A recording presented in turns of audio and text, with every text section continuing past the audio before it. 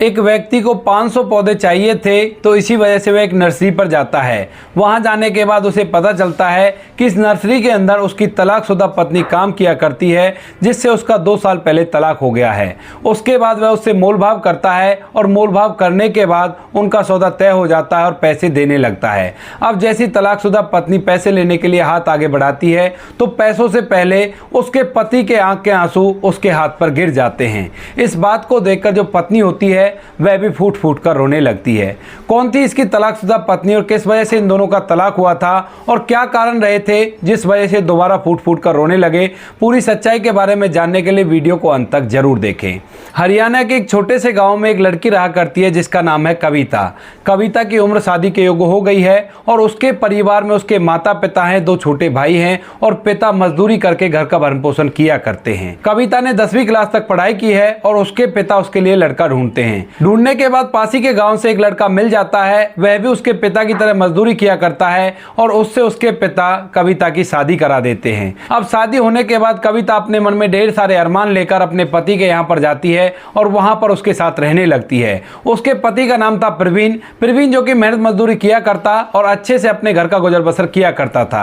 प्रवीण अपने माता पिता की इकलौती संतान था और उसकी शादी होने के बाद उसके माता पिता इस बात की बड़ी खुशी मनाते हैं कि घर के अंदर एक और सदस्य बढ़ गया है और अब हमारा परिवार बड़ा हो रहा है। इसके बाद सब कुछ ठीक रहता है। प्रवीण अच्छी तरह से मेहनत मजदूरी किया करता और अपने परिवार का भरण पोषण किया करता। लेकिन दोस्तों धीरे धीरे करके जो प्रवीण होता है वो अच्छे खासे पैसे कमाने लगता है, क्योंकि जो प्रवीण होता है उसकी बोलचाली बहुत अच्छी होती है और इसी वजह से जहां पर वो मेहनत मजदूरी करने के लिए जाया करता है तो वहां के ठेकेदार उस पर विश्वास किया करते हैं और ठेके का काम उसे सिखाने लगते हैं। धीरे धीरे समय के साथ साथ जो प्रवीण होता है वह ठेके लेने का काम सीख जाता है और फिर खुद से ठेके लेकर काम करने लगता है। कुछ समय बाद प्रवीण का ठेके का काम अच्छी तरह से चलने लगता है और जैसे उसके पास पैसा आता है तो उसके स्वभाव में बहुत ही ज्यादा चेंजिंग आ जाती है।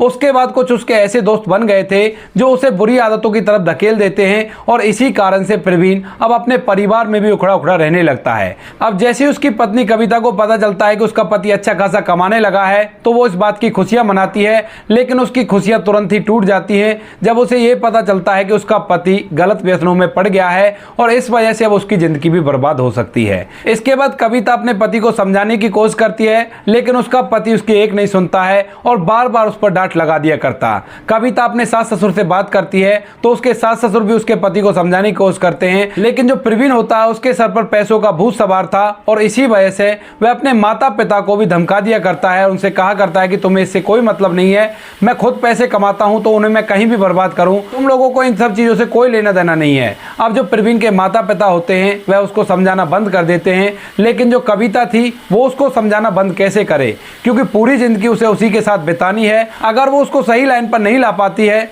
तो उसकी जिंदगी बर्बाद हो जाएगी। इसी वजह से कविता उसे बार बार समझाया करती और उसका पति बार बार उसे धमका दिया करता और कभी कभी उसके साथ मारपीट भी कर दिया करता है। धीरे धीरे कुछ समय बीतता है और समय के साथ साथ उन दोनों के बीच में बहुत ज्यादा विवाद होने लगता है, क्योंकि जो प्रवीण था वो कई कई दिनों तक घर से बाहर रहा करता और उसने अपनी पत्नी से बोल दिया था कि तेरी मुझे कोई भी जरूरत नहीं है, तुम्हारे जैसी ढेर सारी औरतें मेरे आसपास घूमा करती हैं। अब यह बात कविता से सहन नहीं होती तो उसके बाद कविता रूठ कर अपने मायके चली जाती है और वहां पर रूठ कर बैठ जाती है। लेकिन जो उसका पति प्रवीण था उसे जरा भी अपनी पत्नी का ख्याल नहीं आता है। जब उसके माता पिता उससे अपनी पत्नी को लाने के लिए कहते हैं तो वो साफ साफ मना कर देता और कहता है कि मैं उसे लेने के लिए नहीं जाऊंगा, अपने आप हो गई है तो अपने आप आई तो ठीक है, वरना मैं उसे तलाक दे दूंगा। इस बात को सुनने के बाद जो उसके माता पिता होते हैं वो बड़ा ही दुख मनाते हैं, क्योंकि जो कविता थी उसके माता पिता की अच्छी तरह से देखभाल किया करती थी और अच्छे से उनका ख्याल रखा करती थी। उसके बाद जो प्रवीण के वो दोस्त थे जो उसे बिगाड़ रहे थे वह उससे कहते हैं कि तू अपनी पत्नी से तलाक ले ले और दूसरी शादी कर लेना, अच्छी सी पत्नी मिल जाएगी और वो तेरा अच्छे से ख्याल रखेगी। इसके बाद प्रवीण अपने दोस्तों के कहे अनुसार अपनी पत्नी के लिए तलाक का नोटिस भेज देता है। कुछ दिनों तक तलाक का केस चलता है और दोनों का तलाक हो जाता है। तलाक होने के बाद प्रवीण अपने घर रहता है, इधर जो कविता थी वह अपने घर रहने लगती है। इसके बाद जो कविता के पिता होते हैं वो उससे शादी करने के लिए कहते हैं कि बेटी तेरी दूसरी शादी करा देते हैं, लेकिन कविता अपने पिता से साफ साफ मना कर देती है। कहती है कि पिताजी जिंदगी में शादी एक बार होती है और एक बार मेरी शादी हो चुकी है, इसके बाद मैं शादी नहीं करूंगी।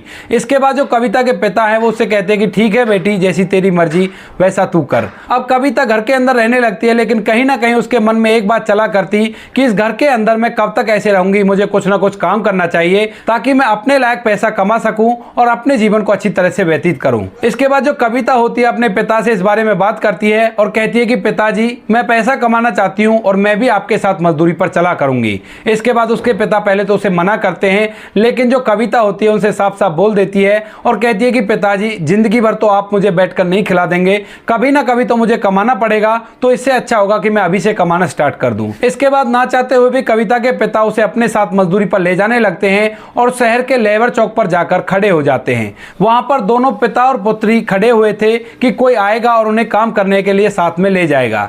इसके थोड़ी देर बाद ही वहां पर एक व्यक्ति आता है और वह कविता के पिता को अपने साथ ले जाता है और कविता को अपने साथ ले जाने से मना कर देता है, क्योंकि उसे एक ही व्यक्ति चाहिए था और वो भी आदमी चाहिए था। इसके बाद जो कविता अपने पिता से कहती है कि ठीक है पिताजी, आप चले जाइए और मैं यहाँ पर और कोई काम देख लूंगी और वहां पर चली जाऊंगी।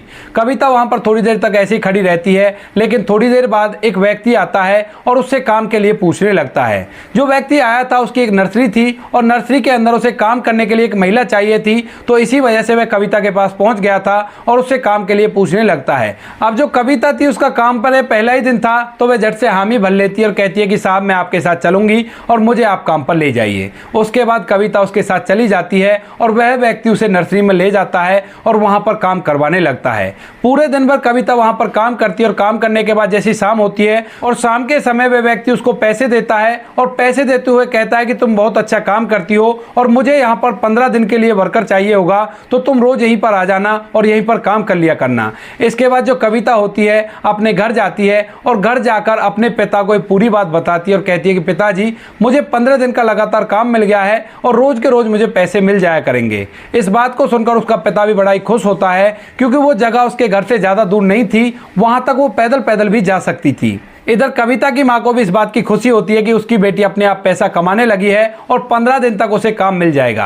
अब कविता रोज सुबह सुबह वहां पर जाया करती और शाम को अपनी मजदूरी के पैसे लेकर वापस आ जाया करती। अब उस नर्सरी का जो मालिक था वो एक दिन ऐसी कविता से बातों बातों में पूछने लगता है कि तुम यहाँ पर इस तरह से काम क्यों किया करती हो, तुम तो अभी जवान हो, क्या तुम्हारी शादी नहीं हुई, और अगर तुम्हारी शादी हुई है तो तुम्हारे पति क्या किया करते हैं। तो उसके बाद कविता बता देती है अपनी पूरी कहानी और कहती है कि मेरे पति थोड़े से पैसे वाले हो गए और उसके बाद उन्होंने मुझे तलाक दे दिया है। अब मैं अपने माता पिता के पास रहा करती हूँ और यहीं पर रहकर अपना देखभाल किया करती हूँ। अब जो मालिक होता है वह कविता पर रहम दिखाता है और उससे कहता है कि ठीक है, अगर ऐसी बात है तो तुम यहाँ पर काफी दिनों के लिए काम कर सकती हो, क्योंकि अक्सर मैं काम के सिलसिले में बाहर रहा करता हूँ, तो इस नर्सरी के लिए मुझे एक देखभाल करने वाले व्यक्ति की जरूरत है। अगर तुम ऐसा कर सको तो तुम यहाँ पर परमानेंट भी काम कर सकती हो। उसके बाद कविता जैसे इस बात को सुनती है तो वह नर्सरी के मालिक से झट से हामी भर लेती है और कहती है कि साहब, ऐसी बात है तो मैं ही यहीं पर काम कर लिया करूंगी, मुझे काम मिल जाएगा और आपका काम हो जाएगा। उसके बाद जो नर्सरी का मालिक है उसकी 12,000 रुपए सैलरी तय करता है और रोज रोज उसे आने के लिए बोल देता है। अब जो कविता होती है वह खुशखबरी जाकर अपने माता पिता को सुनाती है और उसके बाद कविता उसी नर्सरी पर रहकर काम करने लगती है। नर्सरी काफी बड़ी थी तो वहां पर बहुत सारे लोग आया करते थे, सभी ग्राहकों को कविता ही हैंडल किया करती थी और नर्सरी का जो मालिक होता है वो तो हफ्ते में बस एक बार आया करता और पूरा हिसाब किताब लेकर वहां से चला जाया करता। और जो नर्सरी का मालिक होता है वह हर महीने कविता को सैलरी दे दिया करता और इस सैलरी को पाकर कविता बहुत ही खुश रहा करती है। इधर जो उसका पति था वह अपने दोस्तों के साथ रहा करता और उसके दोस्त उसे पूरी तरह से बर्बाद कर देते हैं। वह काम तो किया करता है लेकिन काम का जितना भी पैसा आया करता है उसके दोस्त उस सारे पैसे को उड़वा दिया करते हैं और वह इधर उधर धक्के खाने पर मजबूर हो जाता है। अब ना तो घर के अंदर उसके माता पिता उससे कुछ कहने वाले हैं और ना ही उसकी पत्नी जो उससे कहा करती थी, उसको समझाया करती थी, वो यहाँ पर उसके पास है। वह शराब पिया करता और शराब पीने के कारण उसने पूरा पैसा बर्बाद कर दिया था, जो कुछ भी पैसा उसने अपने आप कमाया था। इसके बाद जब वो एक दिन सुबह सुबह जगता है तो उसके बाद उसके माता पिता उससे कहते हैं कि बेटा, घर के अंदर खाने पीने का सामान भी नहीं है और तू कैसे पैसे कमाया करता है जो एक भी पैसा घर में नहीं लाता है। अब इस बात को सुनकर जो प्रवीण होता है उसे होश आता है और वह सोचने लगता है कि मैं कर क्या रहा हूं और मैंने क्या क्या कर दिया है। वह अपनी हालत देखता है और घर की हालत देखता है और सोचने लगता है कि मेरी शराब की लत की वजह से मेरा पूरा परिवार बर्बाद बर्बाद हो गया और मैंने अपनी पत्नी को भी तलाक दे दिया। इसके बाद जो प्रवीण होता है अपने उन बुरे दोस्तों से पीछा छुड़ाता है और दोबारा से काम को जी तोड़कर करने लगता है। धीरे धीरे समय बीतता और समय के साथ साथ जो प्रवीण होता है वह अपने पुराने दोस्तों से बिल्कुल अलग हो गया था और उसने अब अपने कुछ नए दोस्त बनाए थे जो कि उसके बिजनेस पार्टनर थे और अच्छी तरह से उसका सहयोग किया करते थे, उसको अच्छी राह दिखाया करते थे और अच्छी अच्छी उसको सलाह दिया करते थे। जब कभी प्रवीण उन्हें अपनी पूरी कहानी बताया करता कि मैंने इस तरह से अपनी पत्नी को तलाक दे दिया है, तो वो उससे कहा करते कि तू वापस से जाकर भाभी को वापस ले आ और अपने घर को दोबारा से बसा ले, ऐसी पत्नी तुझे ढूंढने से भी नहीं मिलेगी। लेकिन जो प्रवीण होता है वो इस बात के लिए हिम्मत नहीं जुटा पाता है और ऐसे ही अपनी जिंदगी को जीने लगता है। अब तभी प्रवीण के एक दोस्त को 500 पौधे चाहिए थे क्योंकि उसने ठेका लिया था 500 पौधे लगाने का और उसके लिए वह अपने दोस्त प्रवीण से कहने लगता है और कहता है कि तुम किसी नर्सरी में जाकर पौधों के लिए बात कर लो और अच्छे से रेट पर अगर मिल जाए तो वहां से 500 पौधे खरीदकर मेरे पास भिजवा देना। इसके बाद जो प्रवीण होता है नर्सरियों में इधर उधर घूमने लगता है और घूमता घूमता वह उसी नर्सरी पर पहुंच जाता है जहां पर उसकी तलाकशुदा पत्नी काम किया करती थी। अब तक उनके तलाक को 2 साल हो गए थे और 2 साल बाद जैसे वो नर्सरी के अंदर जाता है तो उसे पता चलता है कि इस नर्सरी की देखभाल उसकी तलाकशुदा पत्नी कविता करा करती है। अब उसके बाद जैसे वो कविता के सामने जाता है, कविता उसको देखती है और वो कविता को देखता है, तो दोनों अपने मन के अंदर बीते दिनों की यादों को घुमाने लगते हैं। प्रवीण उससे पूछता है कि तुम यहाँ पर क्या कर रही हो, तो बताती है कि मैं इस नर्सरी में काम किया करती हूँ और यहाँ के जो मालिक है वो बड़े ही अच्छे हैं, मंथली मुझे सैलरी दे दिया करते हैं और पूरी देखभाल इस नर्सरी की मैं ही किया करती हूँ। तुम बताओ तुम यहाँ पर क्यों आए हो। उसके बाद प्रवीण कहता है कि मैं तो पौधे खरीदने के लिए आया हूँ। तो वह कहती है कि तुम पौधे क्यों खरीदना चाहते हो, क्योंकि अक्सर पौधे भले लोग लगाया करते थे और प्रवीण उसकी निगाह में बहुत ही बुरा व्यक्ति था जो शराब पिया करता था और इधर उधर की बातों पर ध्यान दिया करता था। तो उसके बाद बताता है कि मेरे दोस्त को जरूरत है और इसी वजह से मुझे पौधे खरीदने हैं और 500 पौधों का रेट बताओ कितना होगा। तो कविता उसे रेट बताने लगती है। थोड़ी देर तक मोलभाव होता है और मोलभाव होने के बाद रेट तय हो जाता है। अब जब रेट तय हो गया था तो उसके बाद प्रवीण कविता को पैसे देने लगता है। कविता अपना हाथ आगे बढ़ा देती है और जैसे ही कविता अपना हाथ आगे बढ़ाती है तो प्रवीण की आंख से एक आंसू निकलकर सीधा कविता के हथेली पर जा गिरता है और जैसे ही कविता उस आंसू को देखती है तो कविता को भी इस बात को देखकर रोना आ जाता है कि उसका पति उसके सामने रोने लगा है। उसके बाद वह उससे पूछने लगती है कि क्या हुआ, तुम इस तरह से क्यों रो रहे हो। तो उसके बाद प्रवीण अपनी भावनाओं पर कंट्रोल नहीं कर पाता है और वह कविता से फूट फूट कर रो रो कर माफी मांगने लगता है और कहता है कि कविता मुझे माफ कर दो, मुझसे बहुत बड़ी गलती हो गई, जो मैंने तुम्हारे साथ किया वो मुझे नहीं करना चाहिए था। मेरे वो दोस्त जिन्होंने मेरा घर बर्बाद कर दिया, बाद में उन्होंने मेरे सारे पैसे लूट लूट कर मुझसे खा लिए और मेरे घर में खाने पीने तक का सामान नहीं बचा था और उसके बाद मुझे अकल आई है। वह अपनी पूरी कहानी रो रो कर कविता को बता देता है और कहता है कि कविता मैं सुधर चुका हूं और तुम मुझे माफ कर दो।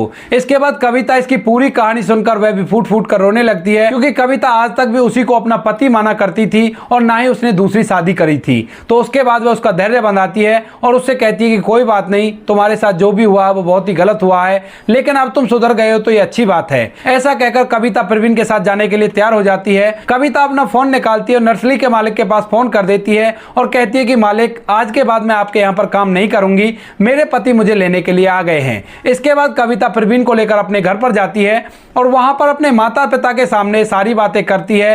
प्रवीण अपनी पूरी बात बताता है और उनसे भी माफी मांगता है जो कुछ भी उसने किया था।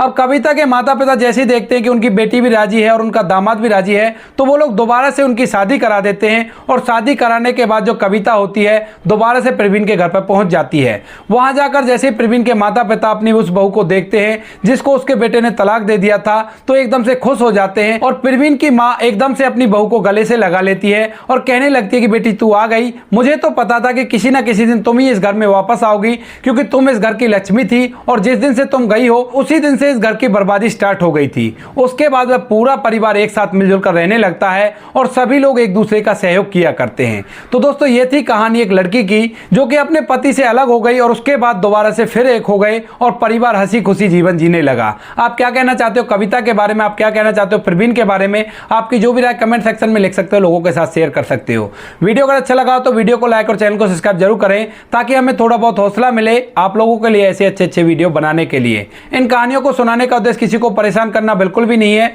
यह कहानी आपको इसलिए सुनाई जाती है ताकि आप लोग इन कहानियों में से कुछ ना कुछ सीख सको और अपने जीवन में उस चीज को अप्लाई कर सको। मिलते हैं किसी नेक्स्ट वीडियो में नए टॉपिक के साथ, तब तक के लिए जय हिंद, जय भारत, जय हिंदुस्तान।